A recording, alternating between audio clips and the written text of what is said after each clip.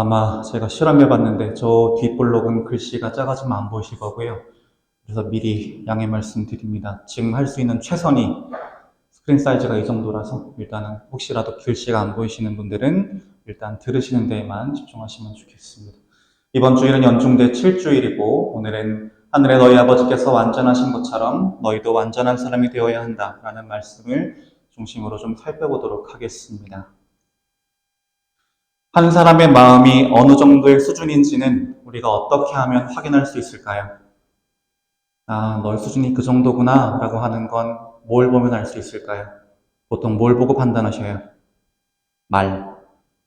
조금 더 구체적으로. 에? 대화. 대화. 비슷하게 갈 수 있을 것 같은데 뭘 보면 알 수 있냐면 그 사람이 뭐에 발끈하는지 보면 됩니다. 그 사람이 뭐에 발끈하는가에 따라서 그 사람의 마음 수준이 그대로 드러나게 됩니다. 왜 그럴까요?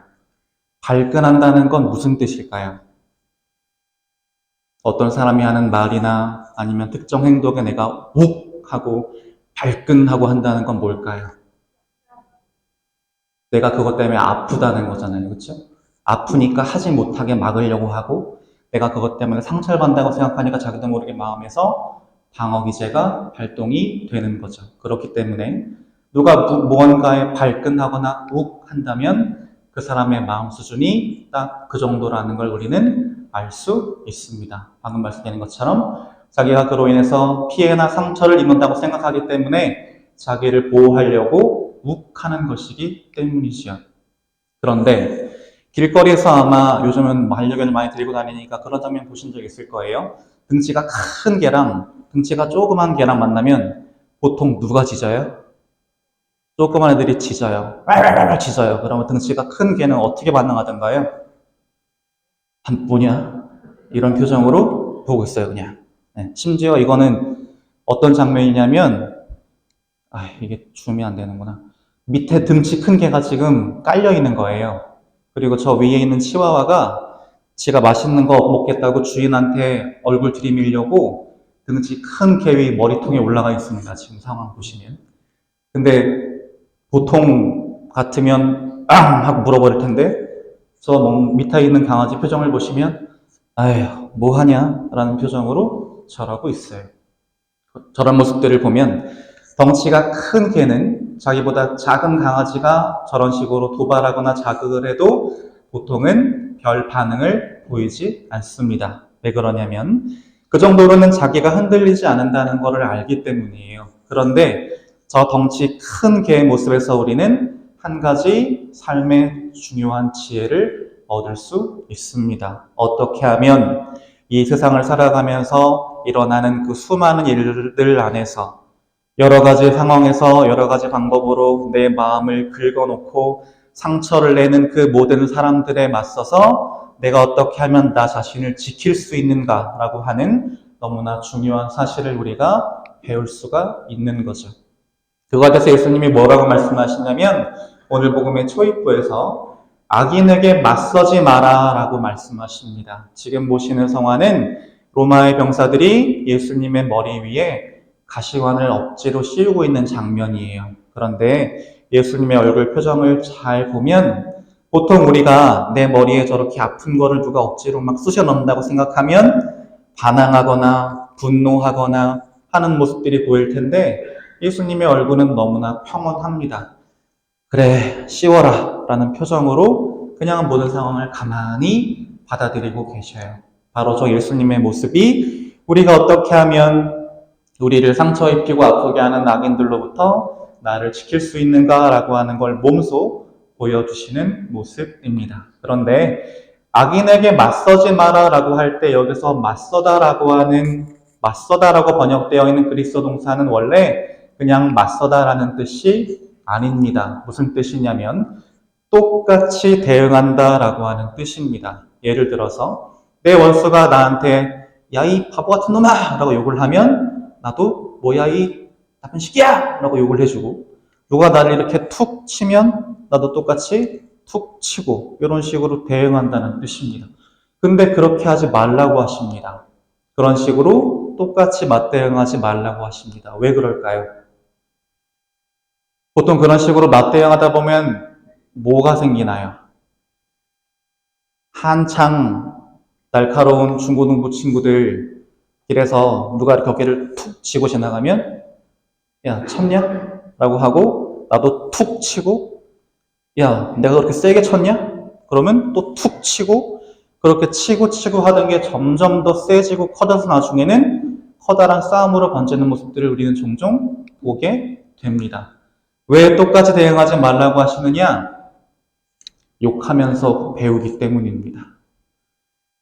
내가 악의 악으로 똑같이 대응하다 보면 내가 그 악에 물들어서 나도 똑같은 사람이 되기 때문이지요. 그래서 예수님은 악의 악으로 똑같이 대응하지 말라고 하십니다. 악에 똑같은 악으로 대응하면 나도 모르게 그 악에 물들게 되고요. 그거는 복수도 아니고 화풀이도 아닙니다. 어떻게 되느냐? 내 마음속에 있는 상처와 어둠이 그 악 때문에 더 깊어질 뿐이지요. 그러면 우리는 어떤 식으로 나에게 다가오는 그 악에 대응해야 하느냐? 예수님은 뭐라고 말씀하시냐면 더 큰 선으로, 더 큰 사랑으로 그 악을 덮으라고 하십니다. 마치 뭐 할 때처럼 우리가 불이 나면 그 불을 끄기 위해서 거기에 물을 뿌리거나 소화기를 뿌리는 것처럼 불에 맞불을 놔서 다 같이 멸망하는 길로 가지 말고 더 큰 선으로 덮어서 그 악과 분노를 꺼뜨리라고 하시는 겁니다. 그러면서 구체적으로 예를 드시는 모습들이 있어요. 첫 번째는 누가 내 오른뺨을 치거든 다른 뺨마저 돌려대어라 라고 하십니다. 보통 저 시대 사람들은 오른손만 썼어요. 근데 잘 생각해 보시면 오른손으로 이렇게 치는데 어느 뺨을 맞게 돼요? 마주보고 있으면 여기를 맞게 돼요. 근데 누가 내 오른뺨을 쳤대요. 그러면 어떻게 쳐야 될까요? 이렇게 쳐야 될까요? 아니면 어떻게 칠까요? 네. 이렇게 치는 거예요. 이게 뭔 의미인지 아시겠어요? 이렇게 치는 건 욱해서 화나서 치는 거예요. 뭐 임마! 근데 이건 뭐예요? 야, 어떤 느낌으로 다가오시나요? 모욕적이고 굴욕적인 모습으로 다가오실 겁니다. 근데 다른 뺨을 돌려대라고 하세요. 이렇게 맞은 것도 기분 나빠 죽겠는데 나를 일부러 모욕하려고 때린 것 같은 그 사람의 행동에 다른 뺨을 돌려대주라고 하십니다. 그렇게 하시는 이유가 뭐냐? 뺨을 때린 이유가, 그 사람이 내 뺨을 때린 이유가 진짜 나를 모욕하기 위해서라면 어떻게 반응을 보일까요? 나를 모욕하려고 손등으로 야! 쳤는데 어이씨 이게 아니고 여기도 쳐. 그럼 어떤 반응을 보일까요? 오히려 친 사람이 민망해질 겁니다. 야, 이건 너는 화도 안 나냐? 아, 안 해. 하고 멈출 거예요. 그런데 뺨을 때린 이유가 욱해서 그런 거였으면 자기도 모르게 마음이 깜짝 놀래서 마찬가지로 또 그 화와 분노를 멈출 겁니다. 근데 만약에 이렇게 맞았을 때 나도 똑같이 갚아주면 어떤 상황이 벌어질까요? 그때부터는 경찰차가 와야 돼요. 그렇죠? 그래서 예수님은 다른 뺨을 돌려대라고 하십니다. 두 번째, 너를 재판에 걸어 내 속옷을 가지려는 자에게는 겉옷까지 내주어라 라고 하십니다. 저때 당시에 이스라엘 사람들이 입는 옷은 크게 두 가지였어요. 첫 번째는 속옷이라고 해서 오늘날 우리가 입고 있는 그 언더웨어랑은 좀 다르게 그냥 일자로 통짜로 만들어진 큰 반바지 같은 거였고, 두 번째는 겉옷이라고 해서 지금 제가 입고 있는 제이처럼 머리가 나올 수 있는 구멍 쭉 빠진 저렇게 큰 옷, 저것을 겉옷이라고 부릅니다. 근데 누가 굳이 재판까지 걸어서 내 속옷을 가져가려고 했을 때 그 사람한테 겉옷까지 주라고 하십니다. 그런데 우리는 오늘날 겉옷을 아무 생각 없이 생각하지만 저때 당시 이스라엘 사람들에게 겉옷은 그렇게 쉬운 물건이 아니었어요. 왜 그러냐면 사막에서 겉옷은 정말 여러 가지 역할을 해요. 사막은 한낮에는 평균 기온이 40도, 50도, 높을 땐 60도까지 올라가는 진짜 불지옥이에요. 따가운 햇볕이 계속 내리쬐고 있는 상태입니다. 그럴 때 저 겉옷은 내 몸을 위에서 덮어서 햇볕을 막아주고 나를 지켜주는 역할을 합니다. 그런데 그랬던 사막이 밤이 되면 영하 10도까지 떨어져요. 그때 겉옷은 내 몸을 덮어서 내 몸을 따뜻하게 데워주는 역할을 합니다. 근데 누가 내 속옷을 빼앗는 건 나의 그냥 일부를 뺏는 거예요. 근데 그런 사람한테 내가 자, 그럼 이것도 가져가 라고 겉옷을 줬어요. 그럼 그 사람은 어떤 반응을 보일까요? 땡큐! 그러고 가져갈까요? 못 그럴 거예요. 왜? 내가 이 사람에게 겉옷을 뺏는 게 어떤 의미인지 자기도 잘 아니까. 난 그냥 일부만 가져가고 싶었는데 굳이 목숨을 거는 모습을 보이니 자기도 모르게 뜨끔해서 그런 일을 멈추게 되는 거죠. 그래서 겉옷까지 내어주는 모습을 보이라고 하시는 겁니다. 세 번째로는 누가 너에게 1000걸음을 가자고 강요하거든 그와 함께 2000걸음을 가주어라 라고 하십니다. 여기서부터 1000걸음 정도면 아마 등촌역은 갈 수 있을까요? 1000걸음을 같이 걷자고 하셨을 때 2000걸음을 가주어라. 왜 이렇게 하라고 말씀하실까요? 누가 나한테 굳이 나랑 같이 1000걸음 좀 걸어줘 라고 하는 건 보통 어떤 때일까요? 아무 이유 없이 갑자기 나랑 같이 걷재. 나 힘들어 죽겠는데 나한테 뭘 확인하고 싶어서 굳이 나랑 같이 좀 걸어줘 라고 할까요? 내가 그 친구에게 얼마나 소중한 사람인지, 그 친구가 나를 위해서 어떤 것까지 해줄 수 있는지 확인해보고 싶어서 그러는 거예요. 근데 그런 친구가 나랑 같이 1000걸음을 가져라고 했을 때, 물론이지. 우리 2000걸음 걸을까? 더 나아가서 한 2만 보 걷자 라고 하면 그 친구는 어떤 반응을 보일까요? 그래, 좋아. 2만 보 가자 할까요? 안 그럴 거예요. 왜? 굳이 그럴 필요가 없어요. 그 친구의 마음을 확인했잖아요, 이미. 그러면 더 내어주려고 하는 나의 그런 마음 표현을 통해서 그 친구는 자기가 원하는 걸 이미 얻은 상태고, 그리고 우리는 굳이 2000걸음씩이나 걷지 않아도 그 소중한 친구의 마음을 헤아려주고 보듬어줄 수 있게 됩니다. 근데 한 가지 생각해보면 결코 쉬운 일은 아니에요. 분노라고 하는 감정을 꺼뜨리면서 내가 오른뺨을 맞았을 때 왼뺨을 돌려대는 일, 그리고 누가 나의 일부를 가져가려고 할 때 그 사람의 일부를 똑같이 뺏어오려고 하는 게 아니라 내 전부를 던져버리는 일, 그리고 1000걸음을 같이 걸어가 가달라고 하는 얼토당토하는 부탁을 했을 때 그보다 더 큰 차원의 사랑을 보여주는 일, 결코 쉽지 않습니다. 그래서 도대체 어떻게 그렇게 하라는 거야? 라고 고민하는 우리에게 예수님은 그 방법을 알려주십니다. 원수를 사랑하여라 라고 하셔요. 그리고 너희를 박해하는 자들을 위하여 기도하여라 라고 하십니다. 근데 우리는 잘 구분해야 합니다. 예수님은 원수를 사랑하라고 하셨지 원수를 좋아하여라 라고 하지 않으셨어요. 둘 사이에 뭐가 다른지 아시겠어요? 좋아하고 싫어하는 건 어디에 속하는 영역인가요? 사람의 감정에 속하는 영역이죠. 내가 억지로 애쓴다고 전혀 내 스타일이 아닌 남자가 갑자기 너무나 사랑스러워지고 내가 억지로 애쓴다고 그 반대의 경우가 벌어지고가 되던가요? 잘 안 돼요. 감정이 그렇게 우리의 의지에 따라 쉽게 바뀌지 않는 거 예수님도 아십니다. 그래서 우리에게 원수를 좋아하여라 라고 하지 않으시고 뭐라고 하시냐면 원수를 사랑하여라 라고 하십니다. 근데 오늘날 많은 사람들이 좋아하는 거와 사랑하는 거를 잘 구분하지 못하는 것 같아요. 사랑은 감정의 영역이 아닙니다. 오래 부부 생활을 해오신 분들은 아시죠? 10년, 20년, 30년 부부 생활 하시다 보면 처음엔 사랑 때문에 결혼했지만 나중에는 뭘로 사셔요, 어르신들? 신뢰로 살고 의리로 살고 정으로 살고 그러시죠. 그렇게 변하는 게 우리의 마음이에요. 사랑은 뭐에 달려있느냐? 사랑하고자 하는 나의 의지에 달려있고 그 사람과 나와의 관계를 더 깊게 만들기 위한 나의 작은 노력들 하나하나에 달린 일입니다. 그래서 너무 힘들긴 하지만 우리가 의지를 가지고 죽을 만큼 노력하면 원수를 사랑하는 일은 어떻게든 할 수는 있어요.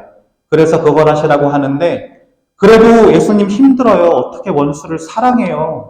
내가 좋아하는 사람 사랑하는 것도 버거운데 라고 하는 우리에게 또 예수님은 방법을 알려주셔요. 뭐라고 하시냐면 그 사람을 위해서 기도하라고 하세요. 나를 위해서 기도하는 게 아니라 그 원수를 위해서 기도하면 그 사람을 사랑할 수 있다고 하십니다. 왜 그럴까요? 그 사람을 위해 기도하기 전에는 뭐만 보일까요? 네가 어떻게 나한테 그럴 수 있어? 만 보여서 너무 밉고 싫은 사람만 있습니다. 근데 하루, 이틀, 사흘 그 사람을 위해서 기도하다 보면 마음속에 어떤 게 생길까요? 그 사람에 대한 이해와 그 사람의 입장에 대한 공감과 그런 것들이 조금씩 생기기 시작합니다. 그러다 보면 내 마음속에서 큰 변화가 생겨요. 그 사람이 나한테 처음에 상처를 입혔을 때는 도저히 용서할 수 없는 정말 나쁜 자식이었는데 곰곰이 그 사람의 입장과 마음과 생각을 헤아리면서 그 사람을 위해서 꾸준히 기도하면서 보니 이제 비로소 보이는 거예요. 아, 너도 그냥 되게 약한 사람이구나. 내가 그걸 몰랐구나. 나도 너의 입장이었으면 그럴 수 있었겠구나 라고 하는 생각을 하게 되고 그렇게 내 마음속에서 그 사람에 대한 미움과 원망이 조금씩 녹아서 사라집니다. 그래서 예수님은 우리에게 원수를 사랑하라고 그리고 그 원수를 위해서 기도하라고 하십니다. 우리가 그런 예수님의 말씀을 충실히 따르다 보면 어떤 사람이 될 수 있느냐? 하느님 아버지를 닮은 완전한 사람이 될 수 있다라고 하십니다. 그래서 오늘 강론 마무리하면서 처음에 드렸던 이야기 다시 한번 볼까요? 제가 아까 뭐라고 말씀드렸죠? 악에 맞서지 말아라고 말씀드렸죠. 자, 저 사진은 어디에 있는 거냐면 로마의 바티칸에 가면 포폴로 광장이라고 하는 곳에 가면 저렇게 생긴 조각상이 있어요. 지금 사진이 작아서 아마 앞쪽에 계신 분들 정도만 보이실 텐데 조각상 얼굴 한번 잘 보세요. 뭘로 보이세요? 악마 보이세요? 천사는? 안 보이세요? 아니 큰일 났는데 그럼? 정확히 반 갈라서 왼쪽은 천사고요. 오른쪽은 악마예요. 저게 유명한 옛날에 한때 유행했던 댄 브라운의 소설에도 나와요. 저 조각상이 천사와 악마라고 하는 이 조각상을 보여드리는 이유가 뭘까요? 이 세상에는 수많은 악이 가득합니다. 그리고 우리는 살면서 수도 없이 원수들을 만나게 돼요. 그럴 때 내가 그 원수들의 행동 하나하나에 내가 만나는 악행 하나하나에 똑같이 악으로 맞대응해서 그 악이랑 똑같은 악으로 변해버리지 말고 어떻게 살아가자고요? 그 악을 내가 더 큰 사랑으로 더 큰 선으로 덮어서 내가 그 악에 물드는 것이 아니라 오히려 그 사람을 통해서 내가 구원에 한 발짝 가까워지는 삶을 살자라고 하는 말씀을 드리기 위해서입니다. 그래서 벌써 다음 주 수요일이면 사순시기가 시작돼요. 이번 사순시기 똑같이 수많은 원수들, 수많은 악행들 만나서 괴로워하시겠지만 이번 사순시기에는 한번 악을 악으로 되갚아주는 그런 속 좁은 마음이 아니라 악을 더 큰 사랑으로 덮어주는 그런 넓은 아량으로 하나님을 닮은 완전한 자녀의 모습으로 천사 같은 모습으로 이번 사순시기 한번 보내보실 수 있으면 좋겠습니다.